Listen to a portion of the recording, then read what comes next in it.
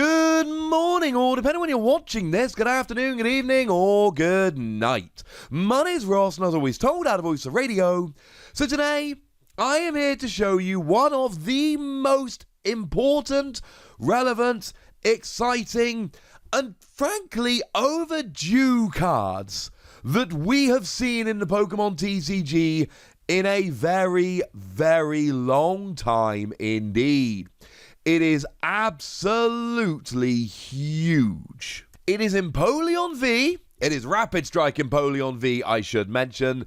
And if we start off having a little bit of a look at the stats here, we got 210 HP, which is moderately high. It's alright, it's not stunning, it'll do. We got a retreat cost of 2, which does mean free retreat with Air Balloon, so that's not too bad here. We've got a weakness to lightning, which is to be expected, but it's not particularly ideal. It means weakness to Pikachu and Zekrom and Boltund and all of those annoying things that are actually really good right now. And given that the finalists of the Players' Cup 2 this past weekend were both playing lightning decks, sorry Empoleon. But you are a water Pokemon, so that does give you a few advantages here or there. It means you're hitting weakness against fire decks like Reshiram and Charizard, like Centiskorch V Max, for instance. It means that you can use Frostmoth to accelerate energy to you. You might not need to, but we'll get there in a second. But that is still kind of relevant, and that is still kind of cool. And Capacious Bucket to search them out and all of that good stuff. So you know what? Not too bad. But the real exciting thing about Empoleon is the ability. As long as this Pokemon is in the active spot, your opponent's basic Pokemon in play have no abilities, except for Pokemon with a rule box. Pokemon V, Pokemon GX, etc. have rule boxes. And this is absolutely over-the-top gigantic, and it is something that I and many other people have been calling for years. What this is basically doing is grouping together special Pokemon. Now, if you want to know what a rule box is, Empoleon has a rule box. In the bottom right hand corner of the card, it says V rule. When your Pokemon V is knocked out, your opponent takes 2 prize cards. So what other kind of Pokemon have rule boxes? Well, Pokemon V Max have rule boxes. So if we take a look at Snorlax V Max as an example, in the bottom right hand corner, it says when your Pokemon V Max is knocked out, your opponent takes 3 prizes. Pikachu and Zekrom, as a nice little example, has a rule box. It's a tag team Pokemon. If you look at the bottom right hand corner of it, you can see tag team rule. When your tag team is knocked out, your opponent takes 3 prize cards. So there's one.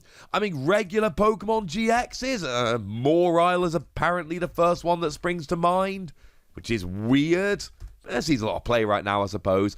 But if you look at the bottom right hand corner of Moreisle, we've got the Pokemon GX rule. When your Pokemon GX is knocked out, your opponent takes 2 prize cards. And Prism Stars are the other Pokemon that have rule boxes. Prism Star rule, you can't have more than 1 Prism Star card with the same name in your deck. If a Prism Star card would go to the discard pile, put it in the Lost Zone instead. But here's the thing. If you were to go and play this card in the expanded format, it would start applying to cards that are not currently legal for tournament play in Standard. So we could go and take a look at something like Regirock EX, for instance. I just wanted to get a Regirock reference into the video, I'll be honest with you. Pokemon EX rule. When a Pokemon EX has been knocked out, your opponent takes 2 prize cards. And this is what we have been wanting Pokemon to do for ages, because we keep getting broken interactions. So, classic example here is Scoop Up Net. Scoop Up Net came along as a card which lets you pick up a Pokemon and put it into your hand. Well, that's a very broken interaction, but it specifically said isn't a Pokemon V or a Pokemon GX. So what happens? We head on over to the expanded format. It works with the X's like Shaymin, and Shaymin gets banned because it's all of a sudden broken. Great. What we've been wanting for a long time is a way to basically have a card like Scoop Up Net say it only applies to single prize Pokemon, although potentially that would then make it work with Prism Stars, but some kind of language that stopped it being easily abusable, and now we've got it. And make no mistake about it, this is not going to be the last time this happens. I cannot say this for certain, this is the only one we've seen, but I think when we see cards like Scoop Up Net in the future, you can assume that they either will or will not apply to Pokemon that do not have rule boxes, or do have rule boxes, depending how they phrase it. So Empoleon's Emperor's Eye says, basic Pokemon don't have abilities unless they have a rule box. And I love this, ladies and gentlemen. I absolutely love this. Make no mistake about it, this is absolutely gigantically huge, and it is going to change so much. I mean, look at a card like Bridget. Bridget was one of these cards, again, that got absolutely broken by a lack of this kind of rule. Bridget had an ability, or well, it wasn't an ability, it was just a card, that let you search for 3 basic Pokemon other than EX, or 1 basic Pokemon EX. But then GXs came along, and you could use this to search for 3 GXs, which was blatantly broken. That's gone, ladies and gentlemen. That's gone, and I adore it. Right, so let's actually get back to Empoleon. Let's get back to Empoleon, because this ability is actually a really nice ability. It turns off basic non-rule box Pokemon abilities. So, I mean, there's a bunch that are still going to survive here. So something like Zacian V will survive quite nicely. You're not going to stop them using Intrepitor to draw more cards. Something like Tapu Koko will still be able to accelerate energy because they've got the rule box. But there's going to be a bunch that are turned off here. It's going to turn off Snorlax's Gourmandize that lets you draw until you've got 7 cards in your hand, but then end your turn. It's going to turn off Oranguru, which lets you swap the top card of your deck for a card in your hand. It is going to turn off Jirachi, which of course is a big draw card that an awful lot of people play at the moment. And at this stage, a bunch of you are probably going, well, hang on a second. Why is it leaving the Pokemon with rule boxes? Well, the thing is, it's leaving Dedenne, it's leaving Crobat, and it's leaving Eldegoss, your setup / keep going Pokemon basics with abilities. And if it turned off all basic Pokemon abilities, you'd get an Empoleon in the active, and these Pokemon would be turned off, and the game would grind to a halt. So I understand why they leave them. Zacian again. Of course, I'm one of those players that has been looking for stuff like Snorlax to replace things like Zacian and Dedenne so I don't have to play them.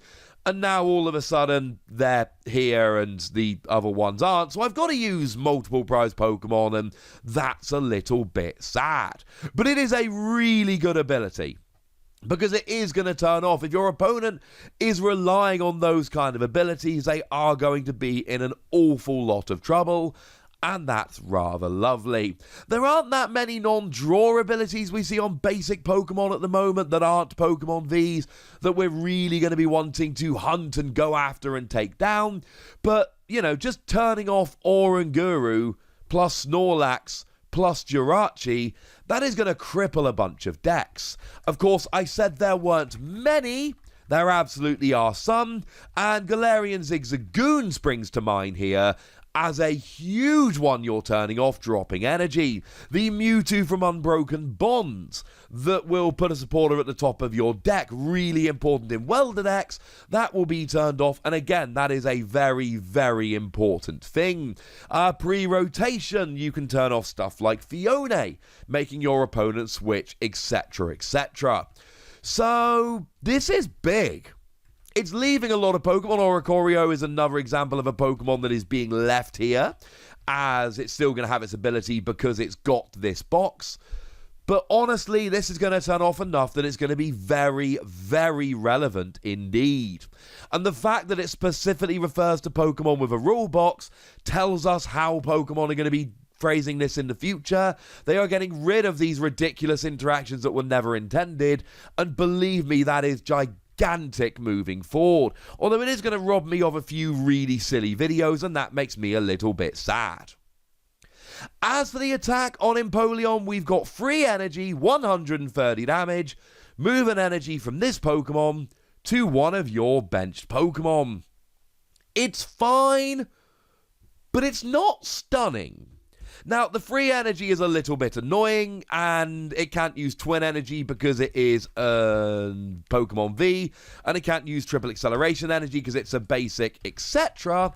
But having said that, it can use Rapid Strike energy. Now, I'm trying to avoid going through every card in one video because I'm not going to be able to give you the analysis and all of that, and that's kind of my bag.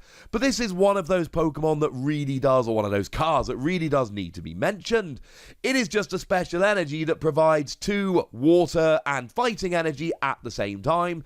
Only 2 energy, but they're either water or fighting. But it does it at the same time.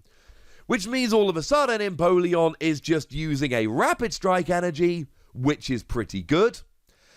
And it's using any other energy. Bearing in mind, I've already mentioned Frostmoth. Bearing in mind, it's a basic Pokemon, so you can absolutely use Turbo Patch here. And basically, you should not be struggling to get the energy on. And that is awesome. Now, of course, it's not perfect, because you're only doing 130 damage, and you need to get that third energy on. Although we've got plenty of ways of getting them on there, and I wouldn't play this in a Frostmoth deck. I would just use something like Turbo Patch, or indeed use Tapu Koko, because that colourless energy could be a lightning.